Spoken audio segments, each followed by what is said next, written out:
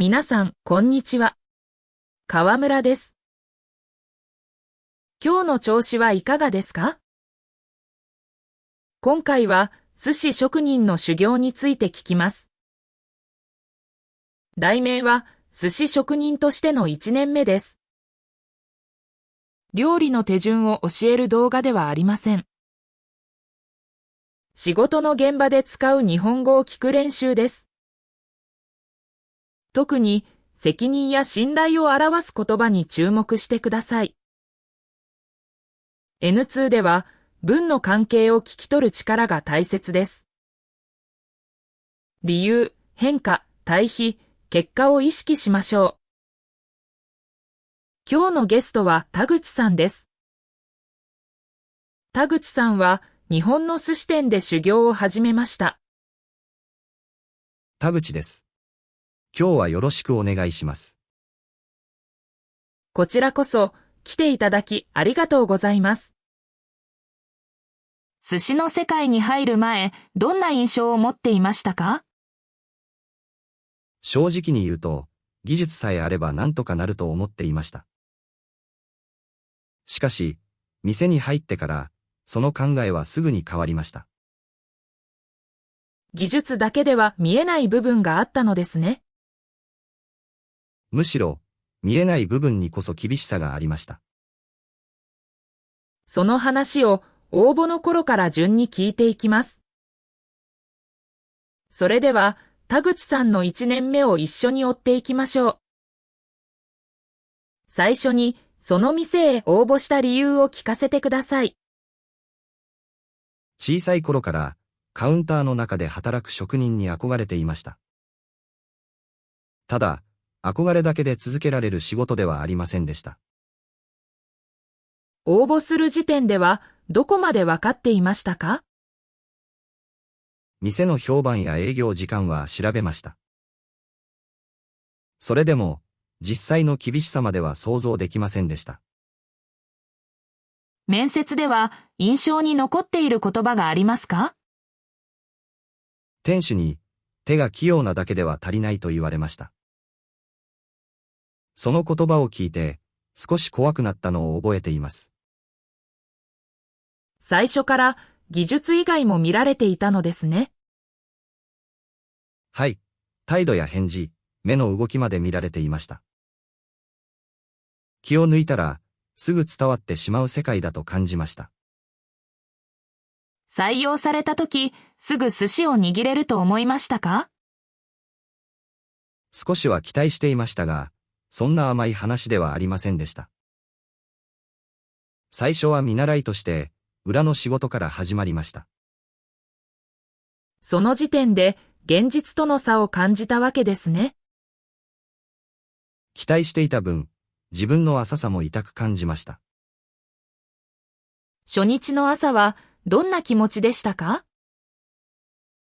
緊張しすぎて、店に向かう道が長く感じました。早く着いたつもりでも、先輩はもう働いていました。その瞬間に、店の時間の速さを知ったのですね。時計の時間より、店の流れの方が厳しく感じました。ここから、田口さんの初日が始まります。聞くときは、仕事の順番と気持ちの変化に注目してください。店に入って最初に任された仕事は何でしたか？掃除と道具の確認でした。正直、もっと寿司に近い仕事を想像していました。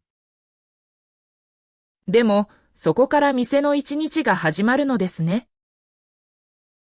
床が汚れていれば、店全体の印象が悪くなります。包丁の場所が違うだけで、先輩の動きも遅れます。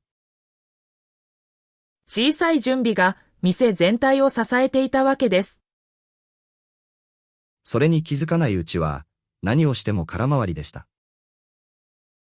先輩の指示は聞き取りやすかったですか？短い言葉ばかりで、最初は意味を取れませんでした。例えば、先に水を切ってと言われても迷いました。言葉は短くても前後の流れを読まなければならないのですね。その通りです。言葉だけを追っても間に合いませんでした。先輩の手の動きや目線も見る必要がありました。初日に特に失敗したことはありますか？道具を洗った後、戻す場所を間違えました。そのせいで、先輩が一瞬だけ手を止めました。その一瞬が店では重いのですね。忙しい時間なら、大きな遅れにつながりかねません。小さな場所の違いが、仕事の流れを乱すのです。その時、先輩は強く叱りましたか？大声ではなく、低い声で一言だけ言われました。戻す場所まで覚えて、初めて準備だと言われました。厳しいですが、納得できる言葉ですね。その日から、片付けも仕事の一部だと考えるようになりました。最初の1ヶ月はどんな仕事が中心でしたか？掃除、準備、片付けがほとんどでした。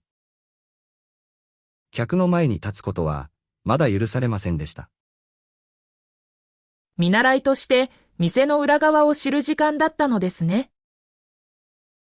裏側を知らないことには、表の仕事も任せてもらえません。その意味を理解するまで時間がかかりました。毎日同じ作業をするのは退屈ではありませんでしたか？最初は退屈に感じました。しかし、同じ作業だからこそ、差が出るのだと分かりました。同じことをしているようで、実は毎日違うのですね。魚の状態も、店の予約も、先輩の動きも違います。同じ手順に見えても、気を抜ける瞬間はありません。体力の面ではどうでしたか？立ち続けるだけでも、思った以上に疲れました。足が痛くても、顔に出すわけにはいきません。客が見ていない場所でも、気を保つ必要があったのですね。店の空気は、裏の動きから作られると感じました。だから、表に出ない仕事も軽く見られません。その頃、寿司を握りたい気持ちは強かったですか？もちろん強かったです。ただ、焦って前に出れば、店の流れを壊しかねません。待つことも修行の一部だったのですね。待つだけではなく、見ながら準備する時間でした。見て覚えるとは、何もしないことではありません。この1ヶ月で、田口さんの考え方は少し変わります。次は、仕込みと材料の話に入ります。仕込みを任され始めたとき、何が変わりましたか？見る側から、支える側に少し近づいた感覚がありました。とはいえ、重要な部分はまだ先輩が確認していました。仕込みでは最初に何を意識しましたか？速さより順番と清潔さを意識しました。急ぐことと雑にすることは全く違います。そこを間違えると後で大きく響きそうです。実際、一つの確認を飛ばすだけで、次の作業が不安定になります。その場で楽をしても、結局は戻らざるを得ません。魚の状態を見るとき、何を学びましたか？同じ種類の魚でも、日によって状態が違います。見た目だけで判断できるとは限りません。経験がないと同じに見えてしまいそうです。まさにそうでした。最初は違いがわかりませんでした。先輩は、触った感覚や匂いまで見ていました。シャリの温度についても注意されましたか？何度も注意されました。温度が少し変わるだけで、握った時の感覚が変わります。数字だけでは説明しきれない部分があるのですね。はい。だからこそ、毎日同じように見えても油断できません。その違いに気づくまで、随分時間がかかりました。予約の数によって仕込みは変わりますか？大きく変わります。予約に応じて段取りを変えます。同じ人数でも、常連客が多い日は空気が違います。常連客の好みまで考える必要があるのですね。先輩は顔を見る前から準備を変えていました。それを見て、職人の仕事は記憶の仕事でもあると感じました。その頃、自分の成長を感じる瞬間はありましたか？指示を受ける前に、次の準備を考えられた時です。ただし、勝手に動けばよいというわけではありません。先を読むことと勝手に動くことは違うのですね。その違いを間違えると、周囲の流れを乱してしまいます。少しずつ仕事が見えてきた頃、田口さんは大きな失敗を経験します。次は、その出来事について聞きます。その失敗はどんな日に起きたのですか？予約が多く、店の中が朝から張り詰めていた日でした。私は焦って、確認を一つ飛ばしてしまいました。忙しい時ほど、基本が崩れやすいのですね。まさにその通りでした。早く終わらせたい気持ちが、判断を浅くしました。その結果、何が起きましたか？先輩が仕込みの途中で違和感に気づきました。もし見逃していたら、開店後に問題になりかねませんでした。小さな確認でも、店の信頼に関わるのですね。その時、先輩に強く言われました。急いでいるからこそ、確認を減らすものではないと。厳しい言葉ですが、仕事の核心に近いですね。その場では悔しかったです。しかし、後から考えると、守られていたのは私でもありました。守られていたというのはどういう意味ですか？失敗が客の前に出る前に止めてもらえたからです。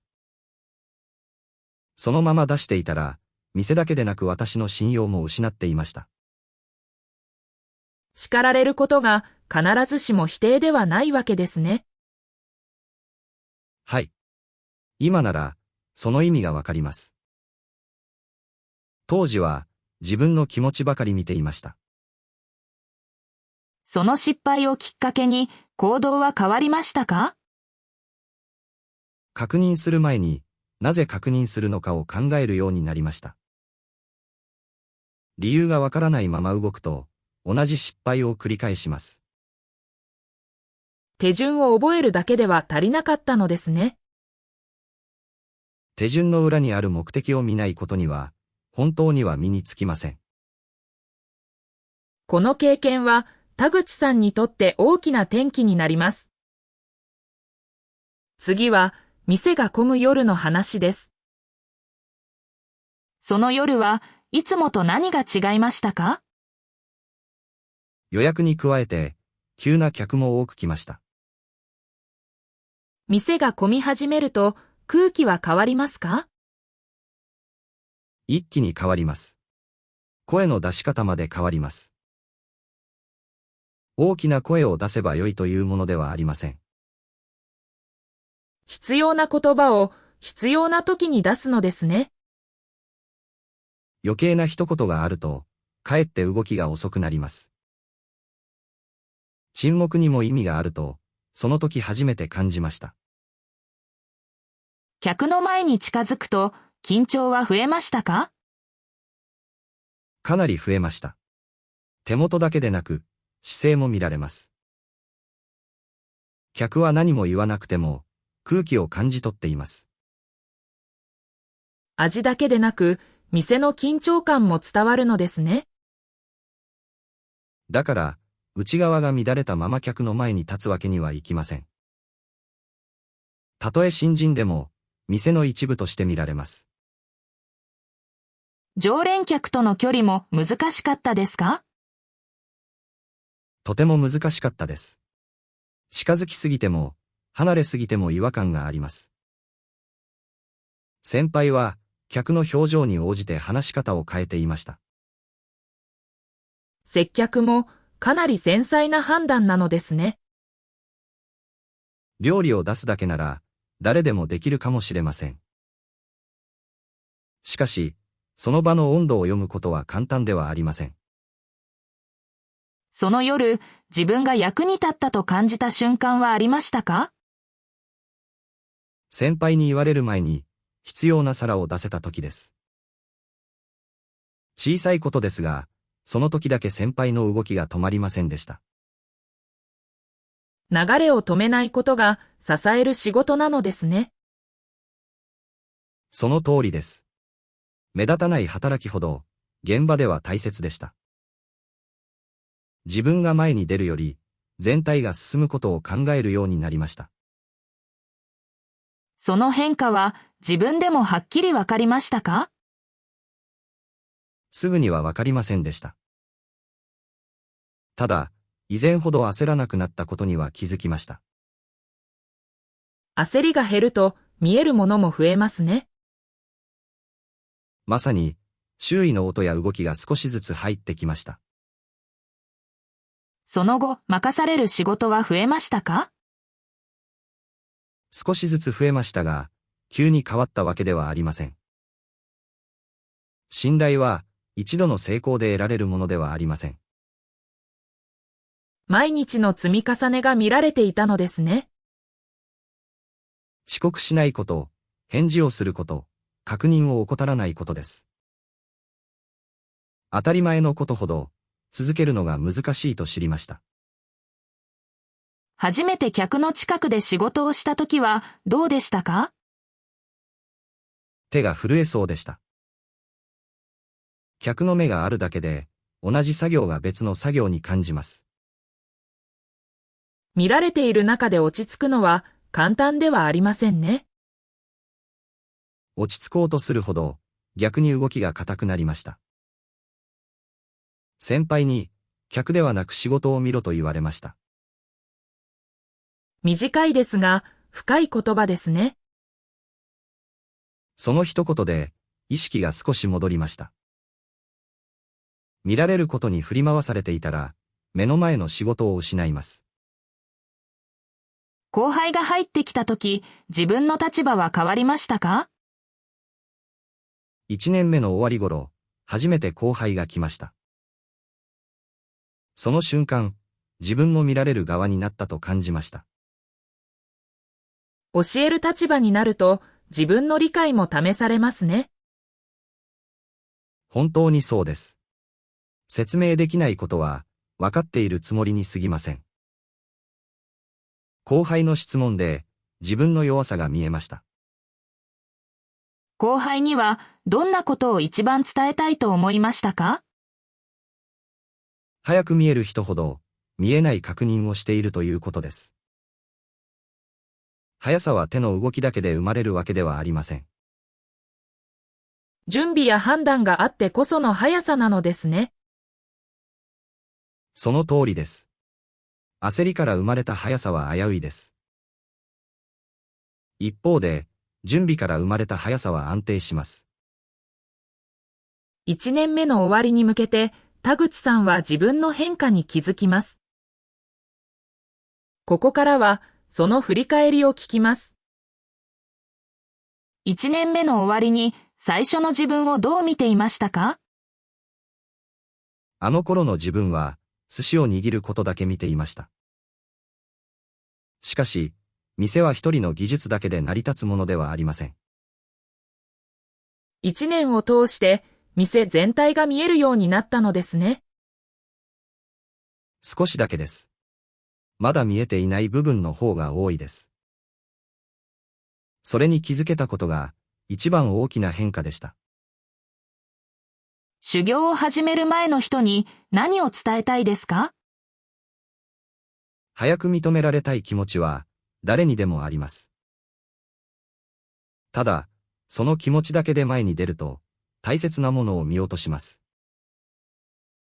認められる前に支えられる人になる必要があるのですね。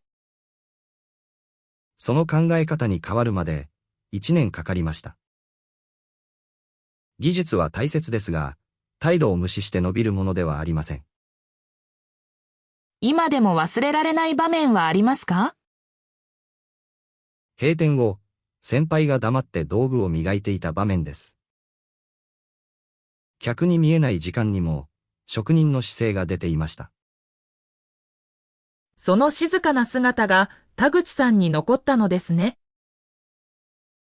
言葉で教えられたわけではありません。でも、その姿を見て、仕事への向き合い方を考えさせられました。1年目を一言で表すなら、どんな言葉になりますか？土台です。華やかさはありませんが、すべての始まりでした。1年目を終えて、寿司を見る目は変わりましたか？はい。華やかな料理の裏に、数えきれない準備があると知りました。だからこそ、簡単に分かったような顔をするものではないと思います。田口さん、今日は貴重なお話をありがとうございました。こちらこそ、聞いていただきありがとうございました。皆さん、今日の話はいかがでしたか？寿司職人の修行は、技術だけの話ではありませんでした。準備、確認、態度、信頼が深く関わっていました。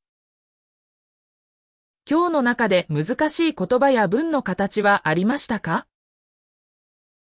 気になった表現があればコメントに書いてください。次の動画で少しずつ取り上げます。最後まで聞いていただきありがとうございました。それではまた次の練習で会いましょう。